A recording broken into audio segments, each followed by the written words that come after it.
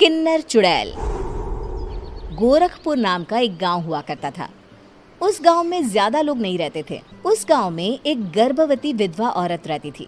उस औरत का नाम कमला था। कमला अपने घर में अकेली रहती थी। उसके पति की सारी जायदाद उसके नाम हो गई थी, पर सभी गांव वाले उस औरत को मनहूस औरत समझा करते थे और सभी उससे नफरत किया करते थे। एक बार कमला राशन की दुकान पर खाने का सामान खरीदने जाती है। भैया जी, जरा 1 किलो दाल चावल देना। अरे हाय हाय हाय हाय हाय हाय! अरे मनहूस औरत, मेरी दुकान में अपशुगन करवाने आ गई क्या? हैं? चल जा यहाँ से। मैं कुछ नहीं देने वाला हूँ तुझे। भाग भाग यहाँ से, चल जा, निकल। भैया जी, ऐसा मत कहिए। मैं गर्भवती हूँ, मुझे खाने की बहुत जरूरत है, मुझे खाना दे दीजिए। दुकानदार कमला को वहां से धक्के मारकर भगा देता है। तभी कमला रोते रोते उस गांव के किन्नरों के इलाके में आ जाती है। गांव वाले किन्नरों को उसी इलाके में रखा करते थे, क्योंकि वो लोग किन्नरों को पसंद नहीं करते थे और उनके इलाके में रहने से मना करते थे। तो किन्नरों ने उसी गांव में अपना एक इलाका बना लिया था। जब किन्नर लोग देखते हैं कि एक गर्भवती महिला रोते रोते उनके इलाके में आ गई है, तो सारे किन्नर कमला के पास जाकर उसका हाल पूछने लगते हैं। क्या हुआ बहन, तुम्हारी गर्भवती अवस्था में इतनी बुरी हालत कैसे? तुम रो क्यों रही हो? तुम डरो मत, हम तुम्हें कोई नुकसान नहीं पहुंचाएंगे। तुम शांत होकर सब बताओ कि हुआ क्या है।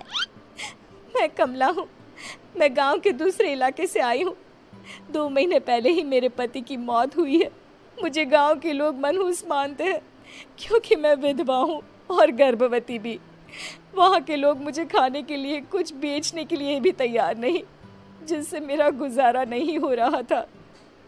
कोई बात नहीं कमला, हम तुम्हारा ख्याल रखेंगे। किन्नर लोग कमला को एक खाली घर में रहने के लिए जगह दे देते हैं और उसकी देखभाल भी करते हैं। कुछ ही महीने बाद कमला अपने बच्चे को जन्म देती है, पर अफसोस, कमला बच्चे को जन्म देते ही अपनी जान गंवा देती है। जब सब किन्नर बच्चे को देखते हैं तो बहुत खुश हो जाते हैं, क्योंकि वो बच्चा भी किन्नर ही था। कमला ने एक किन्नर बच्चे को जन्म दिया था। अब इस बच्चे की देखभाल कौन करेगा? हम तो इस बच्चे को गांव के दूसरे इलाके में भी नहीं भेज सकते। और तो क्या हुआ, इस बच्चे की माँ नहीं रही तो हम इसे पालेंगे। अब ये हमारे इलाके में रहेगा, हमारे साथ रहेगा। फिर वो किन्नर उस किन्नर बच्चे को गोद ले लेते हैं, उसका नामकरण कराते हैं। उस किन्नर बच्चे का नाम शक्ति रखा जाता है। देखते ही देखते शक्ति बड़ी होने लगती है। उसके रंग रूप बहुत सुंदर थे। वो बहुत सुंदर किन्नर दिखती है। एक दिन शक्ति एक किन्नर से पूछती है, माँ जी सुनिए ना, ये गांव के दूसरे इलाके में भी तो लोग रहते हैं, तो हम वहाँ क्यों नहीं जाते? हम उनसे अलग क्यों रहते हैं? शक्ति, क्योंकि वो लोग हमारे जैसे नहीं, वो लोग हमें पसंद नहीं करते, इसीलिए हम उनसे अलग रहते हैं। क्यों? वो हमें क्यों पसंद नहीं करते? मुझे एक बार उस इलाके में जाना है, मैं एक बार वहाँ जाकर घूम कर आऊं। शक्ति, खबरदार, जो तू उस इलाके में कभी भी गई तो अपनी जान नहीं गंवाना चाहती तो उस इलाके में कभी कदम भी नहीं रखेगी, समझी? इतना कहकर वो किन्नर वहां से चली जाती है। शक्ति उस किन्नर की बात सुनकर बहुत रोती है। माँ जी, ऐसा कैसे कह सकती है?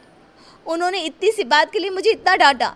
अब तो मैं उस इलाके में जरूर जाऊंगी। फिर एक दिन शक्ति गांव के दूसरे इलाके में चुपके से जाती है। ये लोग तो हमारे जैसे ही इंसान हैं, तो ये हमसे नफरत क्यों करते हैं? जब शक्ति उस इलाके में पहुंचती है तो गांव के सारे आदमी उसके रूप से मोहित हो जाते हैं। वो लोग ये अंदाज़ा नहीं लगा पाते कि वो किन्नर है।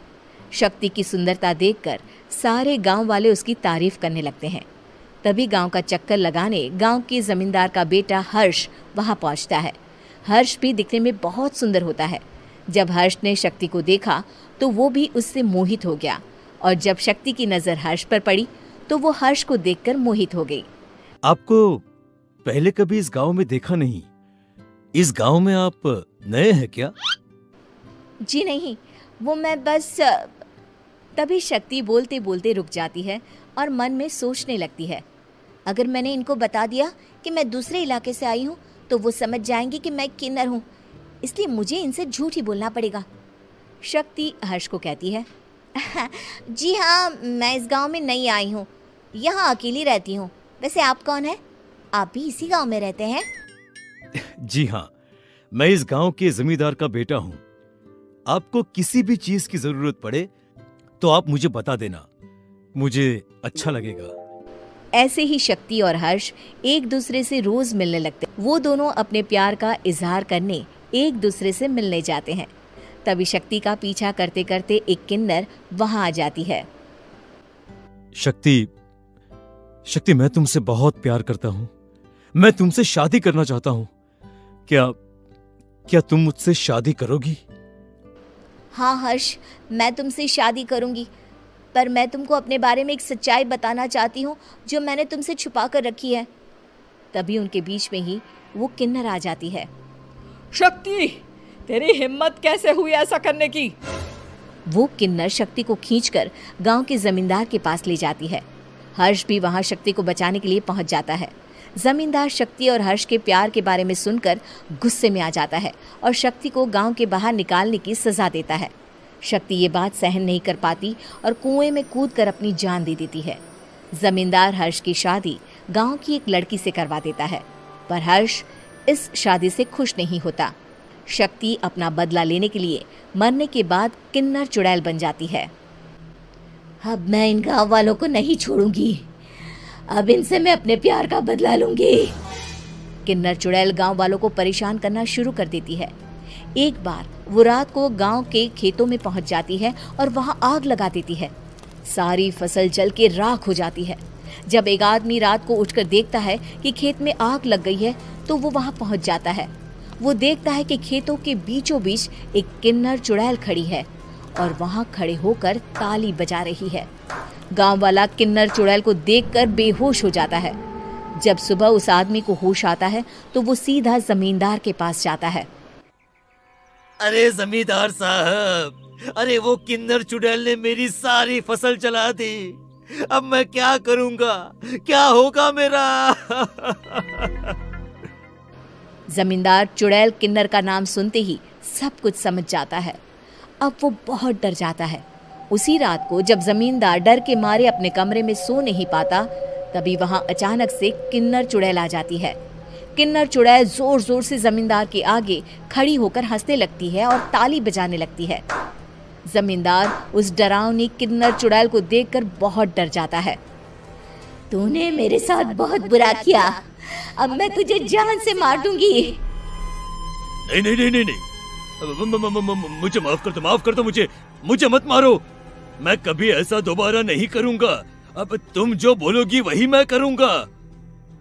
ठीक है, मैं चाहती हूँ कि किन्नर इलाका गांव के इलाके से जुड़े और गांव का कोई भी आदमी किन्नर समाज से द्वेष ना करे, उससे नफरत ना करे, नहीं तो मैं सारे गांव को मार दूंगी।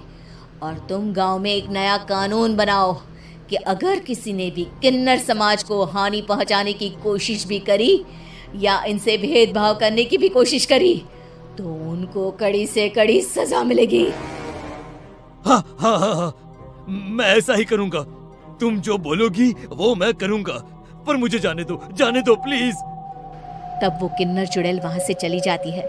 गांव का जमींदार किन्नर चुड़ैल का कहा मानते हुए दोनों इलाकों को एक कर देता है और नया कानून भी लागू कर देता है। तब से वहां किन्नर समाज और बाकी गांव वाले शांतिपूर्वक रहने